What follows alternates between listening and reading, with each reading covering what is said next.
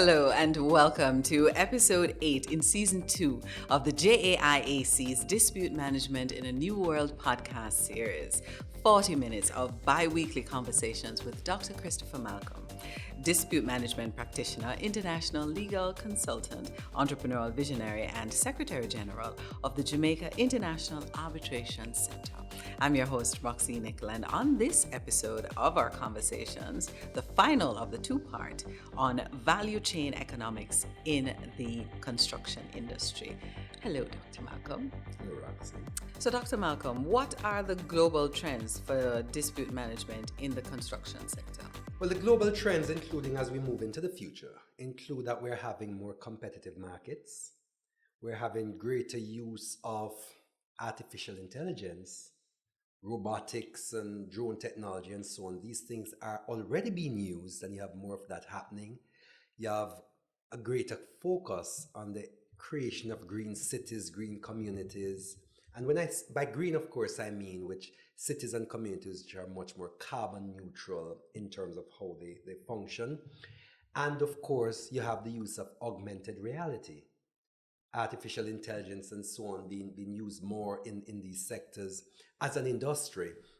And flowing from that as well, we have a lot happening in terms of the area of dispute resolution. The more competitive the markets are with all these augmented things and so on happening, you do have greater use and focus on dispute avoidance mechanisms. You have the use of more integrated building systems, business information modeling, where you try to bring the divergent professionals together rather than having them work apart from each other, in ways where you're looking now at how you can maximize construction economics and leverage the various skill sets that are available in a much more seamless way, so you can have projects being delivered more on time and, more importantly, within or under budget.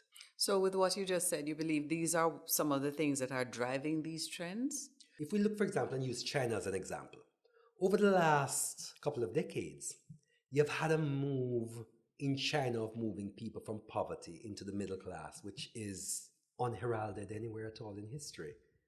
And we've seen so much so that if you look at the sheer number of persons who have moved from poverty into the middle class, it's greater than some of the nations that we could think of in terms of sheer number of persons that this has happened to. Mm-hmm. So what is happening as you do that? You have more and more people expecting to have increased standards of living, and increased standards of living require better housing, require all sorts of things to happen. Mm-hmm. And as this happens, there's also recognition that as you do it, you want to also do it in a much more cost-effective and efficient way. But you also, as well, want to ensure that you do it in a manner which is not creating unnecessary greenhouse effects and so on. That is the desire.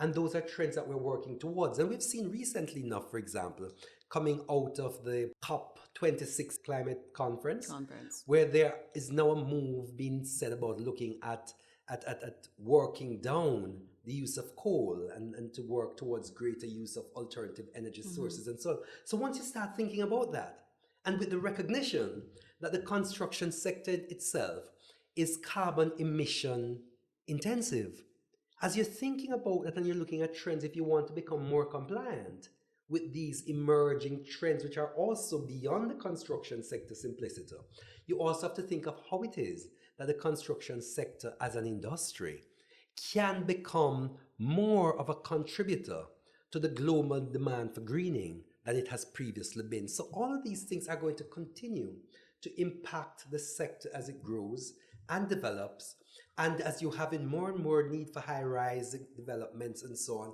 by reference to land. So for example, in small economies, and when I say small, I mean small by reference to geographic size, right, like those in the Caribbean, where whether we want to or not, we're going to have to start moving more and more towards high-rise buildings, because we simply do not have the land space, many of us, to continue to build in sprawls.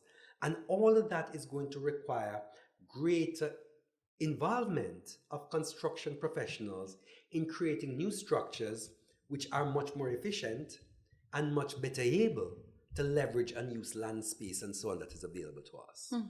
So let us now look at financing and some of the non-traditional sources of what are some of the cross-border risks resulting from these financing sources.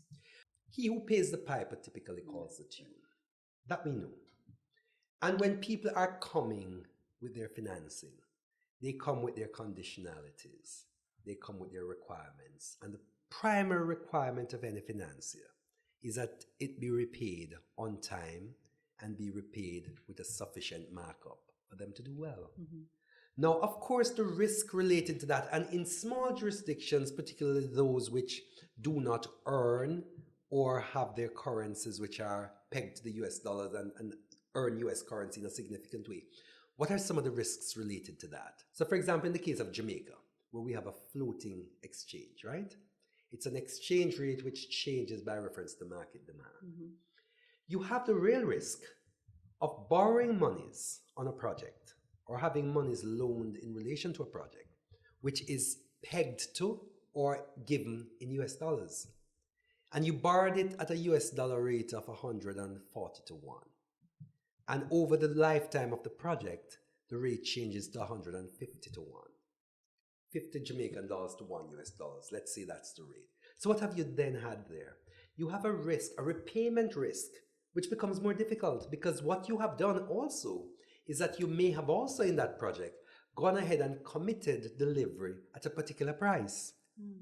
And so you run the real risk of being unable to pay. But we go a little beyond that. Once you're looking to external sources for financing, it means as well that if you don't have the internal resources to fund your own projects, you may be limited in terms of the projects you can actually undertake, whether or not you can undertake them firstly. And even if you're able to undertake them, the extent to which you may be able to undertake them, because a financier may come and say, yes, you have a grand ambition to build this very green project. But by doing that, we see that you're spending money that we would not want you to spend because it is going to limit our capacity for repayment at the time and in the ways we want to. So those financiers may then indicate how it is that you may spend their money. And in a typical construction or related project, monies are typically made available in what we call milestones. So you will have a financing arrangement where a financier says, yes, we're prepared to finance you, but you will only be able to have drawdowns at particular intervals after you have shown that you have accomplished particular stages of development in relation to the project. Then we go a little further, because one of the things that is happening as well with financing is that as financing happens and circumstances change, you have changes related to political governments may change, environmental conditions may change. So you have risks related to environmental risks by reference to brownfield sites, greenfield sites, whatever. And I'll get to that in a minute as to what I'm talking about. But you also have risks related to one government may be pro-investment, another may not be. And that could have implications for what you do. The brown and greenfields thing, to be short, just to get to that for persons who are not quite aware of what happens there. A greenfield is really building on something where nothing has been built on it prior, right? So you go to a virgin area of land and you go there to build. And that's a very short way of looking at it. Whereas a brownfield development happens where, for example, you had a pre-existing development there, you knock it down and you're building something or you're doing something. So you will have underlying issues that you may or may not be aware of.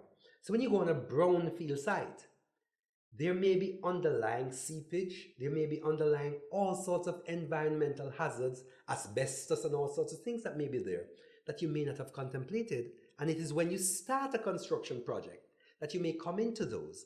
And you may find that something that you may have planned for to cost $1 million ends up costing $1.5 million. Right? And those things happen. And so in that risk model, what happens? If you're borrowing, expecting that you're borrowing $1 million to complete it and you now need $1.5 million, what does that mean for the life of the project? What does that mean for your capacity to repay? You're going across borders, it means the exchange risks and all the other things are there with you, and those can create no ends of problems from a financing perspective. And that is why you have to be careful in the construction sector to realize that because it is cash intensive, one, And because very often you're using monies that are not your own to finance the project that you're doing, you have to be careful that you do not take on risks which are unknown. And the moment you're going to do a detailed risk analysis, what does that mean? Significant other consultancy fees that you're going to have to undertake. So the projects themselves can morph where you start with something and what is the nature of a consultancy and the nature of risk. When you start investigating, you may very often find that one investigation leads to another. And that again means added financing to be added there. And then that, of course, has further implications. So it's a chain that always is continuing. And that is where the value chain is so critical in all of this, because the value chain can either be enhanced or diminished by reference to what your input requirements are and by reference to how much you have to spend to take the project to the end that you want it to be. To give you an idea, of course, construction projects are inherently dispute-oriented.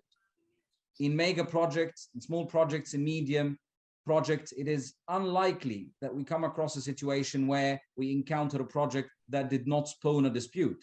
It may be the situation that the dispute has been settled amicably early on, but it does involve its fair share of disputes.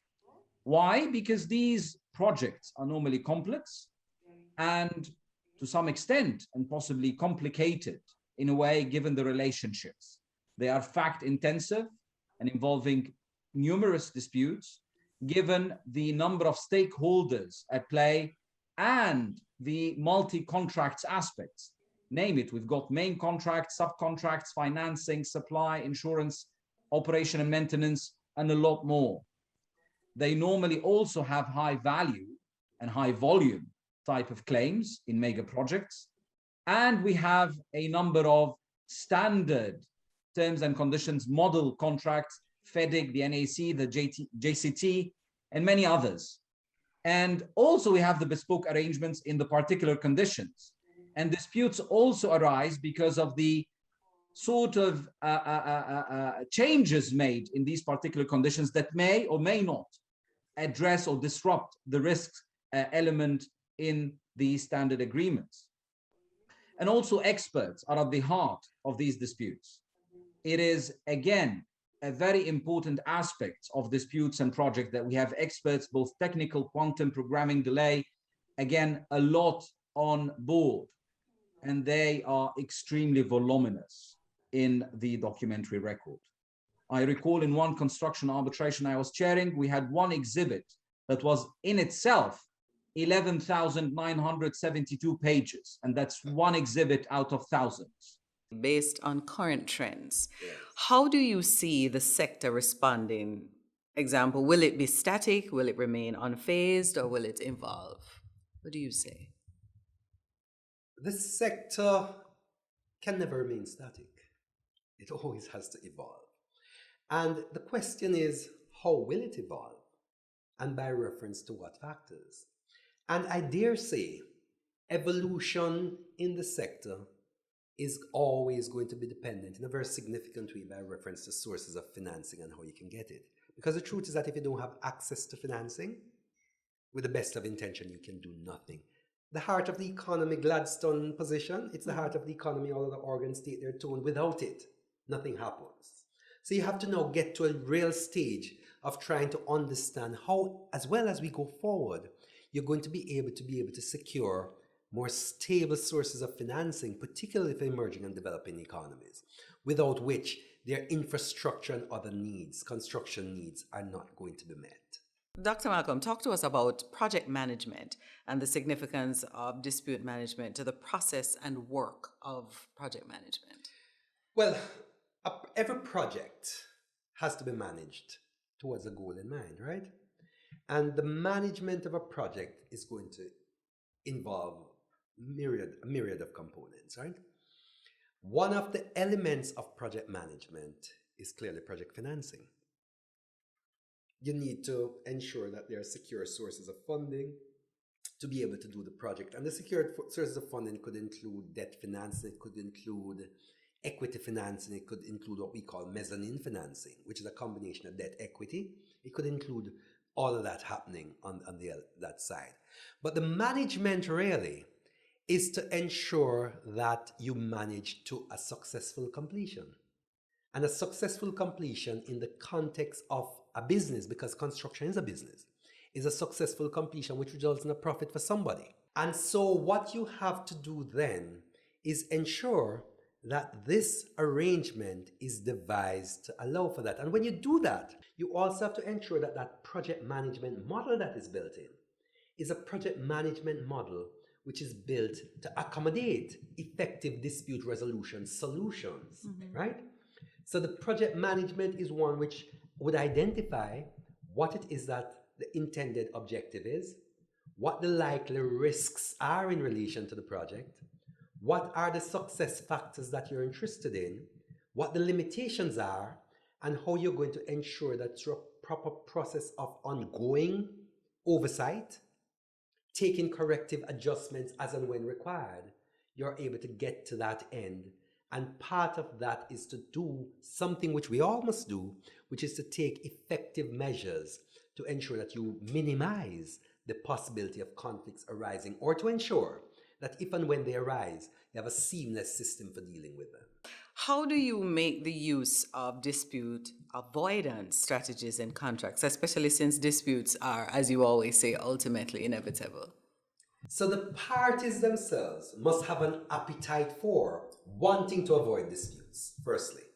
And a lot of that, very often, the appetite that they have will very often be determined by the extent to which their advisors enable them to see the difficulty that exists and to assist them to move away from what lawyers, for example, typically do. We're trained in this idea of law and the practice of it being adversarial by nature. We have to now reimagine that whole process to a point where we're saying, yes, it may be adversarial by nature and we all have divergent views, fine. But at the end of the day, we should have a common goal of trying to see projects completed within time, within budget, and the lawyers work seamlessly with all the other professionals and everybody are joined in that mutual interest related goal. Then what you then find happening is that we're able to get to that end in a way where avoidance becomes key. Because if we all want to have the project completed with minimum disruption, maximum profitability, and easiest time delivery and all of those sorts of things, then we understand that the moment we allow conflicts to manifest into big, unmanageable, sometimes disputes, then you have a situation where the projects will be overburdened. They will come in out of time. They will be over budget and all these things. And that is not key, but avoidance of the dispute or preventing the dispute manifesting will allow us to do all the things we want. So we now have to think of what, not whether, dispute avoidance should be implemented. Do we want to put in dispute assessment boards? Do we want to put in positions for ongoing amicable discussions between the parties? Do we want to put in some other form of monitoring to ensure that at the end of the day, we all have a project that can proceed seamlessly to an end where we avoid rather than have to deal with resolution at the end? Because that's what I was about to ask you, to give 5 or so tips that could assist in dispute avoidance in this sector. Well, dispute avoidance starts firstly with the parties being honest with each other and each recognizing. So, for example, one of the problems in the construction sector that the professionals will tell you is that,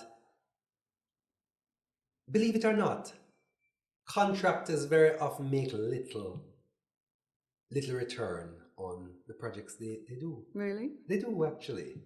So one of the things that, but sometimes as well, contractors wanting to get projects put in ridiculously low bids, knowing that what they are putting in will not really enable them to complete the project successfully, right? And so what happens in that scenario is that they do that in order to get the work, in the hope that you'll be able to get waivers and you will be able to get variations and all these things happening, which allow them to get up to what the real price would be.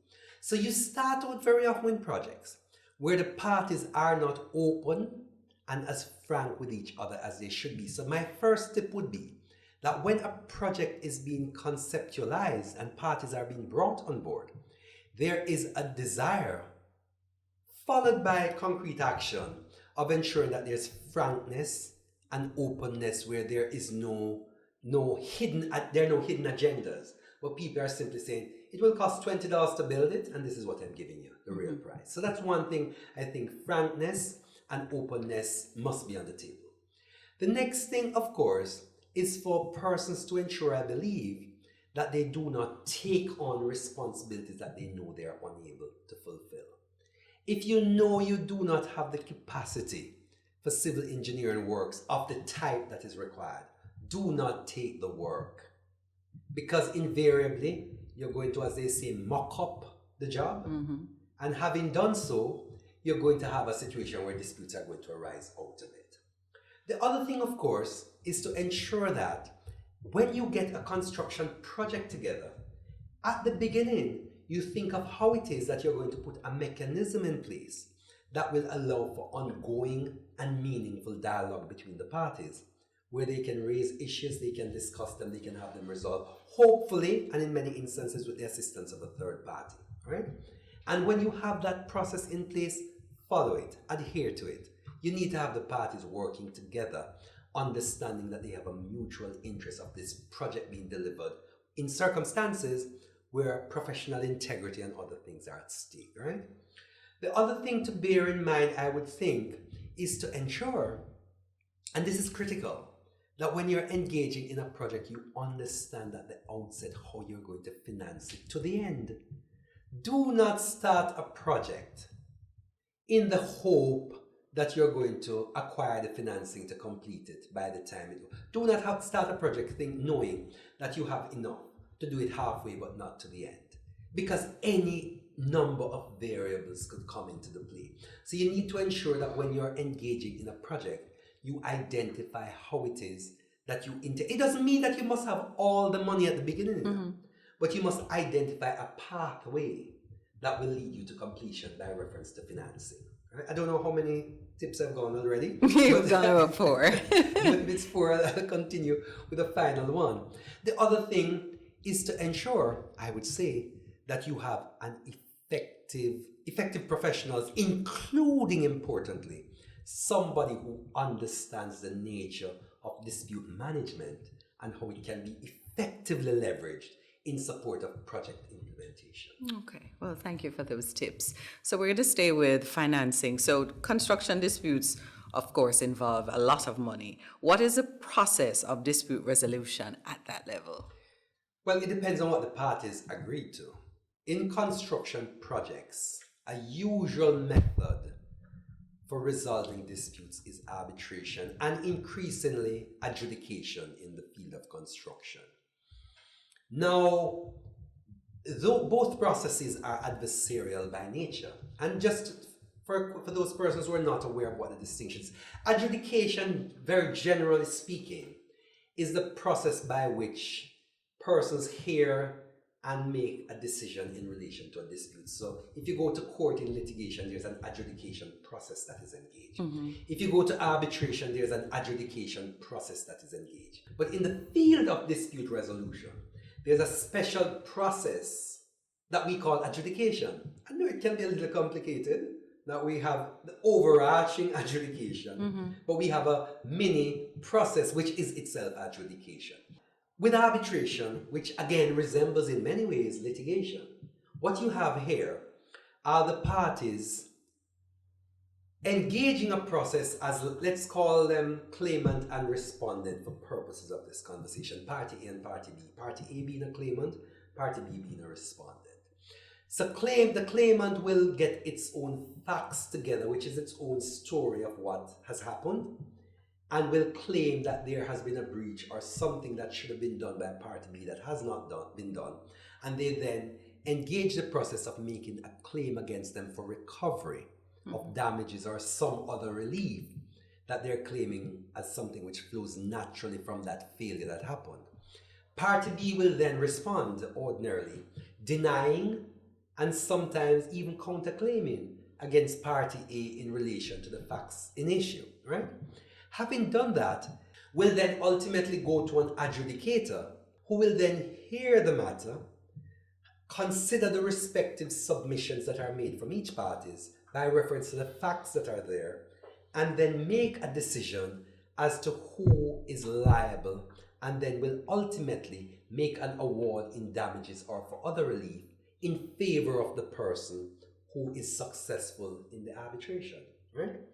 Now, in that process, arbitration wherever you go, and certainly in Jamaica, in Barbados, in the United Kingdom, in Germany, wherever, you have what are laws which are supportive of, and are arbitration acts effectively, which set out how arbitration should function, and which effectively empower arbitrators to be able to make final and binding decisions, which the parties must adhere to. So much so that a decision of an arbitrator is treated in every way as though it were a judgment of the court for purposes of enforcement. So that process is final and binding because the legislation says that it is, right? And it's an adjudicative process which is adversarial by nature. Then we get to adjudication now, the little a for purposes of what I'm saying. And in that process, you have similarly the parties coming to the table with their respective positions, which then goes before an adjudicator who is required to make a determination. A significant difference, of course, is this. Arbitration usually arises at the very end of a project for you to have an arbitration in relation to what has happened. Adjudication is very often something that happens while the project is ongoing, very often, and is in the sense a mini arbitration, not quite, but just for purposes of simplicity, where you hear it and the adjudicator is able to make a decision, usually in a very short time, and we usually say it is rough and ready justice. Okay. So it doesn't go through all the 9 yards of an arbitration process, but in that scenario, the adjudicator makes a decision which we say is temporarily binding. And you see the distinction I've just made. Arbitration provides a final and binding award. Adjudication results in a decision which is temporarily binding. And it is temporarily binding in this way. Once the adjudicator makes a decision, it is binding on the parties. They must act in accordance with it. However, that decision may subsequently be set aside or in fact otherwise adjusted by reference to an arbitration award or by proceedings in litigation, which is in court. So, but more often than not, and the way adjudication is developing, most adjudication awards are not in fact subsequently challenged in arbitration or litigation, so they end up being final and binding in substance. Right. But there is a critical distinction to be borne in mind, and adjudication usually happens in an ongoing way, and they are meant in this way. Adjudication happens at the end and is not so much process driven by reference to allowing a project to continue. Adjudication, on the other hand, is effectively set up to allow for seamless projects to happen, meaning that the usual process is that while an adjudication is being had, the project must continue, right? In the understanding that you will get your decision, and if you don't get what you want out of it, you have the possibility of being able to challenge and deal with that in a subsequent arbitration or litigation anyway. Okay. So those are things that happen in the construction sector, and those are typically, as we're developing, ways in which construction disputes are being resolved. Litigation is never out of style, and ultimately arbitration, adjudication of these mechanisms in a sense are subject in a sense to litigation, in the sense that the court is the authority which has constitutional right given to the parties to challenge anything relating to a contract. So if, for example, you go into a contract for arbitration or adjudication and there are any inherent or other defects in relation to that contract, you can then file an action in the court for the interpretation and application of that contract, which includes a provision in it in relation to arbitration or adjudication or some other mechanism.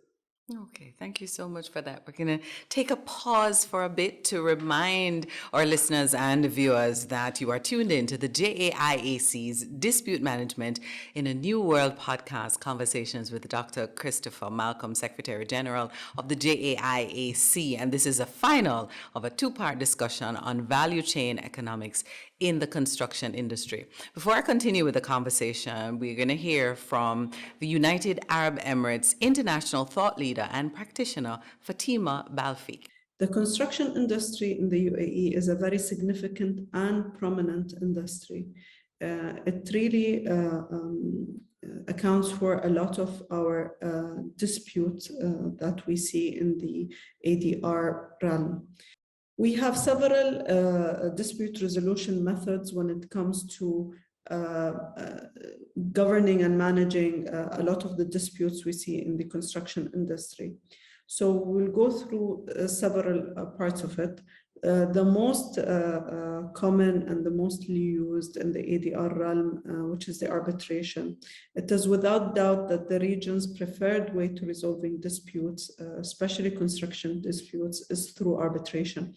Arbitration presents an opportunity for disputes to be examined in depth, while allowing parties to determine the agenda timetable for the procedures. The decisions of arbitrations are binding, and the process can put an end to a dispute with little or no involvement of the courts. And for the UAE to be a part of signatories of the Geneva Convention and the New York Convention, it really appeals to a lot of companies to opt for arbitration as a valid and strong option for dispute resolution here in the region. The second type of dispute resolution methodology that is used here in the UAE is setting up a dispute adjudication board, which is referred to as DAP. In conclusion, at the end of the day, the future of dispute resolution in the construction industry is ultimately shaped by the contractors and employers and master developers. If we truly want a more efficient and well-functioning industry, it is at the utmost importance that we utilize different methodology of ADR and alternative dispute resolution in order to have a very strong commercial sensibility and sustain relationships within the main parties and the key players in this robust and dynamic industry. Thank you so much for that. And Doc, we want to share a clip also from the webinar on this topic because it had some salient points. And it's about new generation of disputes, or about where the focus of dispute management should be placed. Online dispute resolution and artificial intelligence-based processes are indeed a prediction that I see as a reality, not just a hope or an expectation. It is the reality. And we have to adapt to this. And arbitration and other dispute resolution processes need to adapt to the integration of technology in dispute resolution. It's no more the situation of using emails, phones, or mobiles, or computers. It's basically dealing with many applications of multi-variable resolution optimization programs, artificial intelligence applications, document management, and to a large extent, decision-making applications in this respect. But in any event, with this, I think, despite the fact that we will have a reduction in traditional disputes, we may well have a new generation of disputes arising from smart contracts, greener buildings, augmented reality, and BIM applications. This all begs considering with due care novel practices in prosecuting arbitral proceedings with a focus on reducing time and cost. Those who want to continue to deliver services as dispute resolution practitioners and arbitrators, they need to adapt to this reality in terms of equipping themselves with the needed knowledge of what's going on globally in terms of innovation and technology to be able to deliver the service the parties are expecting. What do you consider to be the future of the construction industry and disputes that may relate to things like competition, technology, green building, project management?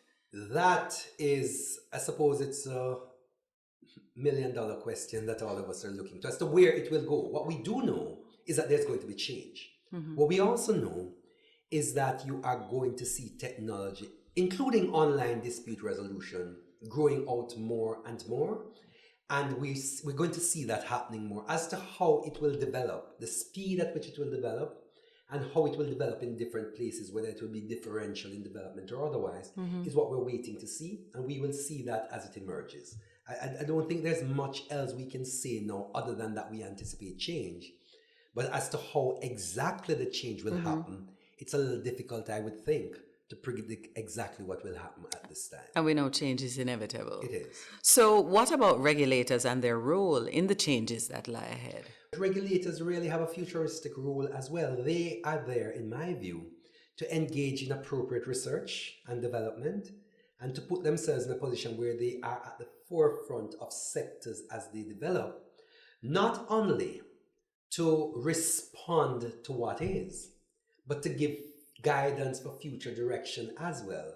So I think the regulators are going to have to be more responsive as things change and as circumstances become different in the world that we're morphing into. Okay. And finally, Doc, Africa is now one of the major construction development locations.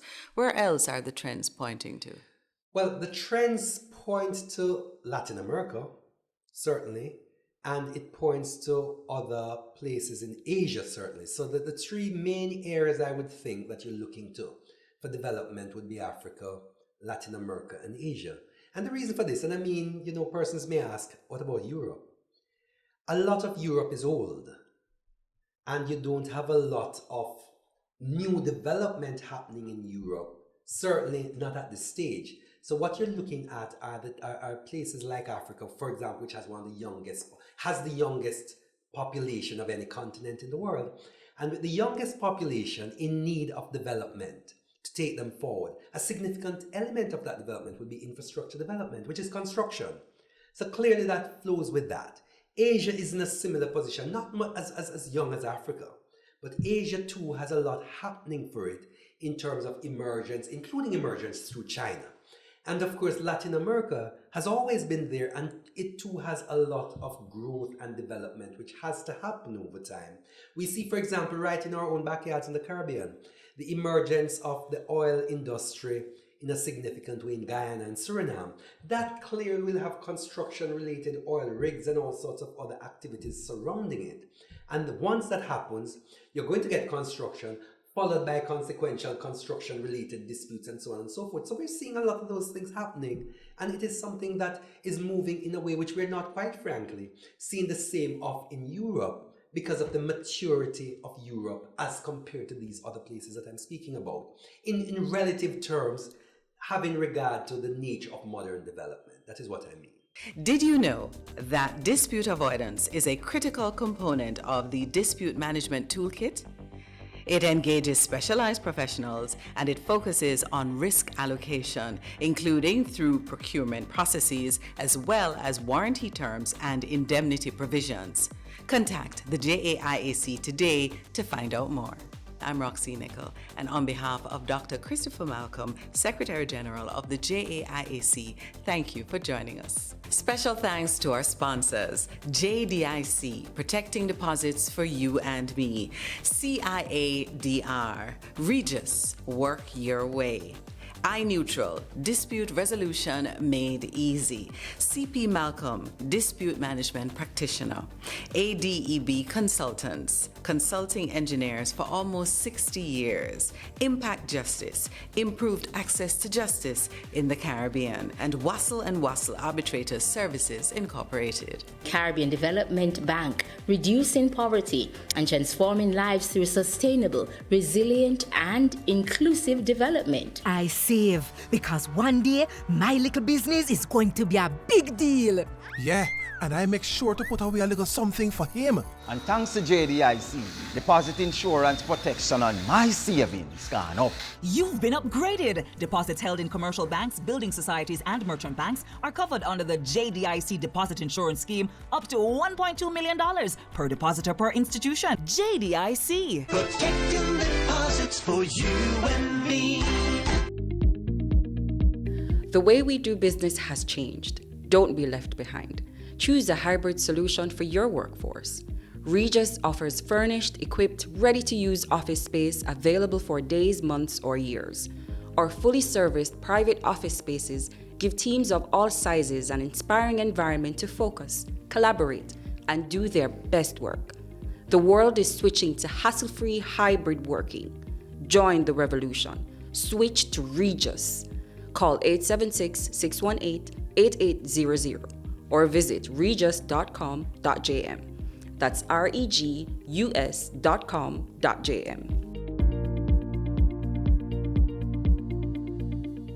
All our episodes are also distributed on Google Podcasts, Spotify, Apple Podcasts, Amazon Music, Deezer, Stitcher, Podcast Index, Pandora, TuneIn plus Alexa, Podchaser, Podcast Addict, and wherever else you get your favorite podcasts.